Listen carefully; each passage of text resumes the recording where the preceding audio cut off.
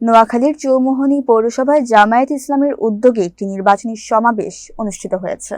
শুক্রবার গণিপুর সরকারি প্রাথমিক বিদ্যালয় মাঠে আয়োজিত এই সমাবেশে সভাপতিত্ব করেন ৫ নং ওয়ার্ড জামায়াতের সহসভাপতি আহসানুল্লাহ খান। সমাবেশে প্রধান অতিথি হিসেবে বক্তব্য রাখেন জেলা জামায়াতের সেক্রেটারি ও নোয়াখালী ৩ আসনের জামায়াতে মনোনীত সংসদ সদস্য প্রার্থী মাওলানা বোরহান উদ্দিন। তিনি বলেন, এদেশের মানুষ বহুবার প্রতিনিধি নির্বাচন করেছে, কিন্তু কাঙ্ক্ষিত উন্নয়ন এখনো পায়নি। অনেক প্রতিনিধি জনগণের আশা পূরণে ব্যর্থ হয়ে ব্যক্তি স্বার্থে ব্যস্ত হয়ে পড়ে। তাই নতুন বাংলাদেশ গড়তে ন্যায় ও ইনসাফ প্রতিষ্ঠার দাঁড়িপাল্লা প্রতীকে ভোট দিয়ে দেশকে সুন্দর ও গতিশীল করার সময় এসেছে।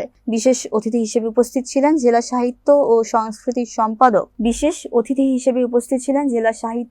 সংস্কৃতি সম্পাদক নাসিমুল গনি চৌধুরী মহল, চৌমুহনী শহর আমির জসিমউদ্দিন, ডাক্তার আহসান হাবিব, সেক্রেটারি জামাল উদ্দিন সহ স্থানীয় নেতৃবৃন্দ। যে নির্বাচন হচ্ছে, বাংলাদেশ জামাত ইসলামী মানুষের আহ্বান করেছে।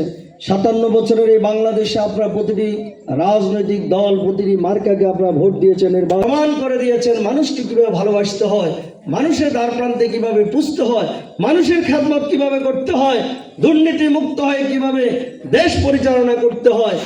আমরা সামান্যটুকু ক্ষমতা পেয়ে সেটি প্রমাণ করে দিয়েছি।